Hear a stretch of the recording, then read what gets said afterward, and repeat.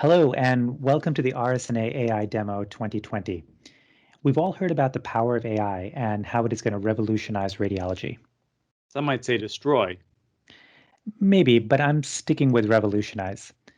But I also know that many of you are skeptical. I don't mind. I, for one, don't fear my new robotic overlords. Well, for the non-believers and those not in the pocket of big AI, we'd like to take you on a journey through what we believe the not-so-distant future of AI will look like. Taking you on this journey is myself, Madhavi, radiology resident at UCSF. Me, Ali, resident at UPenn. And myself, Krishna, Director of Radiology Informatics at Memorial Sloan Kettering. Now, up till now, all I've ever seen are mock-ups and research papers telling me what AI might do or could do or maybe do, and it's always felt like a lot of smoke and mirrors. But we've come a long way. Faster hardware, better software. After all, we went to the moon with less computing power than I have in my pocket. We also have something they didn't have, flow diagrams. I'm pretty sure NASA had flow diagrams. Okay, maybe you're right, but they definitely did not have diagrams as pretty as these to explain the standard AI radiology workflow. Okay, I'll give you that. NASA did not create standard AI radiology workflow diagrams as part of their mission to the moon. But we digress. Getting back on track, we'll start with what should be a familiar scenario. Our patient, Frank N. Study, has just rolled into the ED with a facial droop. Right. And we all know what that means. I'll have a head CT to look forward to in 5 minutes. That is after I have to fix the protocol because only a non-con head CT was ordered rather than the full CTA workup with a head and neck. And here's where we meet AI for the first time, protocoling. It would probably be easy to miss AI hiding in such a mundane role, but no part of the workflow is immune to the reaches of AI. A product like Siemens Healthineers Single Workflow SLR can understand that this is a CT head as a part of a stroke workup and not a head trauma from a fall, and will pre-populate the protocol order to include head and neck CTA. 5 minutes of time instantly saved. Right. But now I have a CTA head and neck in addition to the 4 or 5 head CTs looking for bleeds on patients with various levels of head trauma. I won't be getting to that stroke anytime soon. Well, unless, of course, you could prioritize. But having someone look at all the studies before the radiologist doesn't make sense and, of course, would cost a lot of time and money, which is why this is another great task for AI. By pre-analyzing all these head CTs as they come off the scanner with a product such as Siemens Healthineers AI RAD Companion, AI software can detect which CTs may have acute findings. Then, firing off a notification, thank you HL7, AI RAD Companion can alert a reading work list product such as Siemens Healthineers Medicalis Workflow Orchestrator to prioritize the reading list. Now, studies most likely to have acute findings are placed towards the top, and studies that are almost certainly going to be stone cold normal will be further down the list, setting you up to make the finding and, more importantly, make the call to the ordering provider as quickly as possible. Time is brain after all, and since patients don't come to the ED in order of disease severity, knowing that the list is being prioritized automatically would definitely give me a little peace of mind.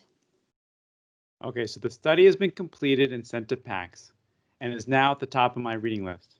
I mean, if the AI has already looked at the study and can fire off HL7 notices to the EMR to page the stroke team, all the work is done. Do I even need to open the study?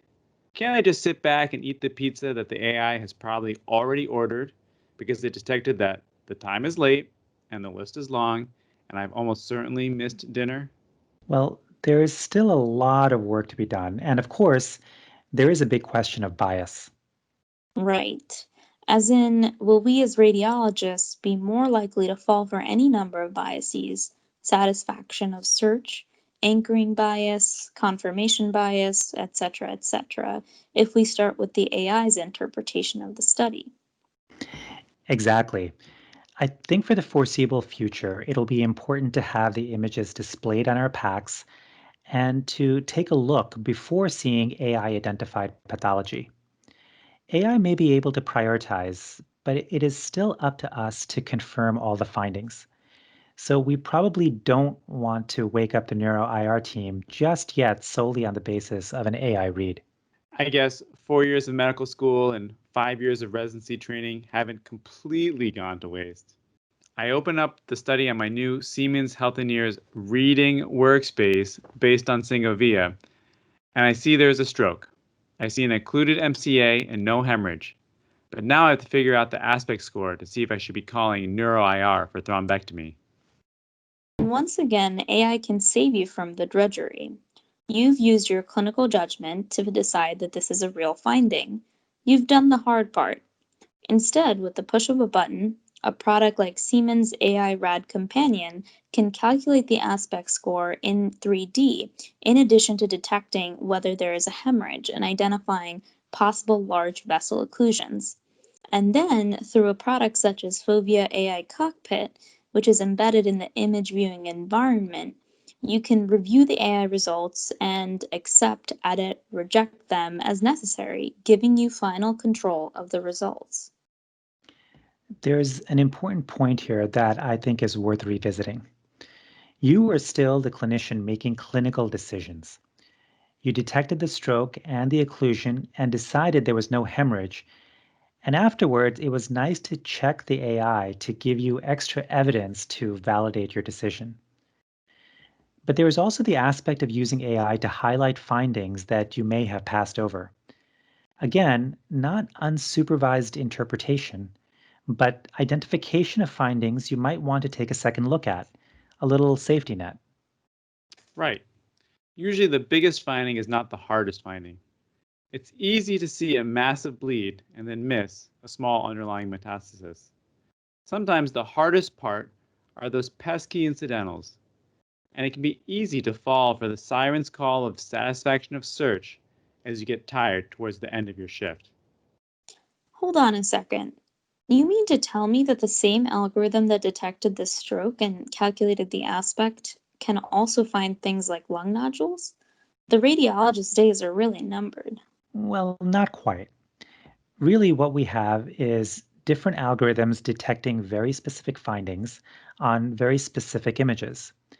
So in this case, there was a brain algorithm looking for the stroke on a non-con CT head, and a lung algorithm such as radiologics looking for nodules at the apices of the lungs on the CTA.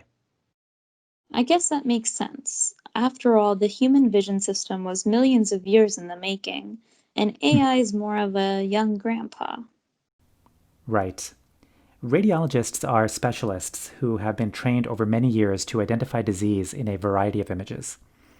But in healthcare, we go to different specialists for different needs. To get our eyes checked, we go to ophthalmologists. To get our heart checked, we go to cardiologists. In the same way, we're going to use different algorithms to help us interpret disease in different parts of the body and acquired on different modalities. I've noticed that. This looks like a different AI reporting paradigm.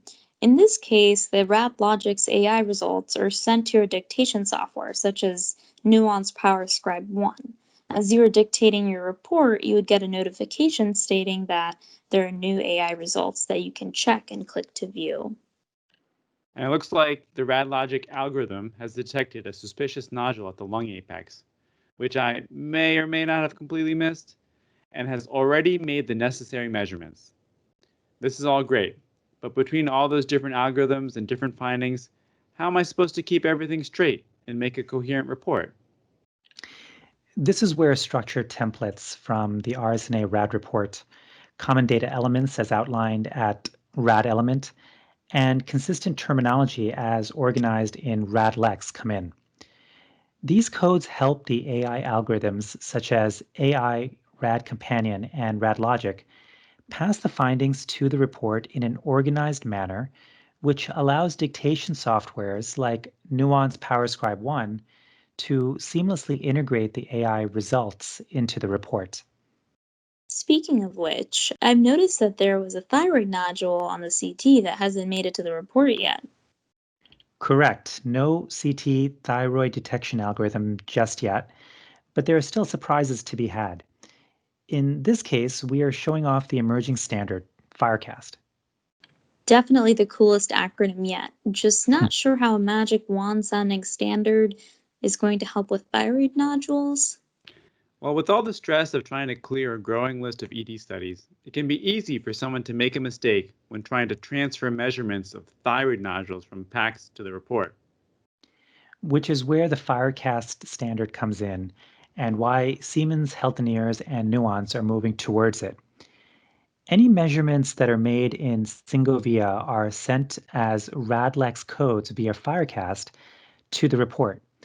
This enables the radiologist to keep their eyes on the images in Singovia, trusting that the measurements are filled into the correct section of the report in PowerScribe. Getting back to our patient, things were a little touch and go for Frank, so to be safe, he was admitted to the neuro ICU. Guess I have another ICU chest film to look forward to. Fear not, for AI strikes again. Imagine an AI chest X-ray detection software, such as Annalise AI, built directly into the portable X-ray scanner. As the image is shot, the algorithm is run and out pops not only an image, but an interpretation. Like you can see here, where we have a malpositioned line. Exactly.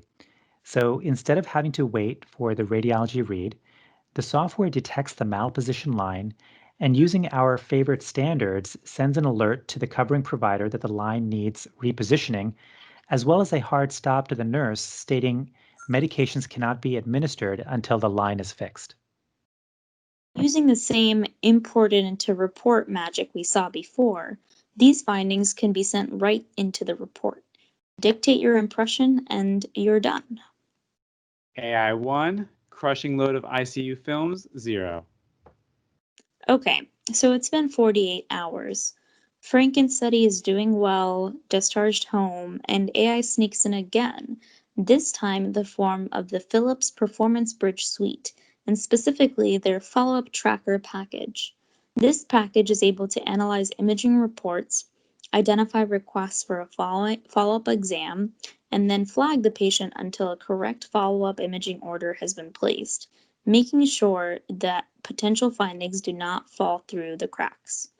So due to this alert, the team is reminded and an order for a thyroid ultrasound appointment in 2 weeks is placed. Okay, so now a little time travel. Fast forward 2 weeks, and Frank is waiting, much to Toyota's disappointment, in a waiting room, waiting for his thyroid ultrasound. And I'm starting to see a pattern here. I'm looking into my crystal ball, and I see an AI that's going to detect thyroid nodules while decreasing the tedium of having to characterize each and every one of them. Yep, you got me, complete setup. Because you're absolutely right. Thyroid nodules can be tedious. But with AI algorithms like Meadow AI with automated real-time intelligent assistant, nodules can be detected, measured, and pre-dictated, including TIRADS classification, straight into the report. Okay, so we've seen Franken's study make his way through the ED, admitted to the ICU, discharged home, followed up as an outpatient, and we've touched him many times by AI. All these scenarios are a cool academic exercise, but if it doesn't show an ROI, Region of interest? unfortunately, the more boring MBA version, return on investment. Without ROI, none of these products will get out of the lab. And that is where our AI caboose comes in. Software such as Quality, a dashboarding application found in the Philips Performance Bridge suite, can help you find that ROI, and you don't need to spend $200K to go to B school. With analysis software such as this, you can produce custom real-time reports showing exactly where AI has increased productivity. Speeded up my report creation, allowing me to read 5 extra studies. Check. Or more importantly, where AI has improved patient care. That prioritized list allowed me to read the acute study 30 minutes earlier than I would have. with a simple time-based work list. Decrease time to critical finding notification, check. With these dashboards, you can target exactly where AI is helping and find where AI can help. Well, that was a fun journey. We're definitely farther along than I thought. In truth, I expected all of this to break down as soon as the patient rolled into the ED. Sort of leaves me craving for more, though. Maybe we can have an epilogue to tide me over? Of course, we still have a long way to go in algorithm development. And I know the biggest sticking point with me is getting the data. There is just never enough high quality labeled data. I mean, these algorithms just churn through this stuff. Faster than I churn through vanilla chocolate ice cream swirl? Much faster. Then it looks like you'll be getting that epilogue. With products like Philips eConsent, patients are given the opportunity to release their imaging studies for the benefit of AI development. With this consent, the full potential of the freely available algorithm development tools like NVIDIA Clara SDK and the open source cohort tools XNAT from Washington University can be realized. We perform multiple millions of studies every year, and if an AI algorithm had access to even a fraction of those studies to learn from, we could drastically increase the robustness to even the zebras. You know, I've always wondered about that saying. I mean, goats and cows and giraffes also have hooves. Yeah, talk for another time. We've seen a lot of AI products today, spoken about a lot of integration. AI algorithms sending results to dictation software, critical findings being clearly coded for follow-up, AI results being displayed on packs. I mean, I can barely get my kids to play well together, and they share the same DNA. I can't imagine how hard it is, or would be, to get these vendors to play nice. Sounds like a shameless plug for standards. Yes, standards. No comment on the shameless. If you're in the market for AI products and don't want to waste years trying to get systems to work together, you need to ask for interoperability standards when looking at proposals. Vendors that support IHE, DICOM, HL7, and Firecast ensure that all your technologies can talk with each other, that your data won't get locked down or locked out, and it'll allow you to start see the benefits of Are you about to drop the S word? Definitely gonna drop the S word. synergy. Yes, there I said it. After all, ROI tastes so much better with synergy sprinkled on top. And of course, vendors that incorporate as RSNA common data elements and structured reporting templates and RADLEX will make it easier for AI algorithms to not only learn from prior reports, but also easily integrate findings during report generation. And it makes it easier for radiologists and clinicians to understand the reports. And in fact, that is how the vendors showcased here were able to play so well with each other. Standards are the pixie dust under the hood that make the magic happen. So don't be afraid to ask for your standards. I've got the vision, I've got the standards. Can I run down to my local healthcare software store and buy any of these products today? Well, not exactly. Some do have FDA 510K approval, others don't. Some have CE marketing, some not. Some are ready for sale, some not.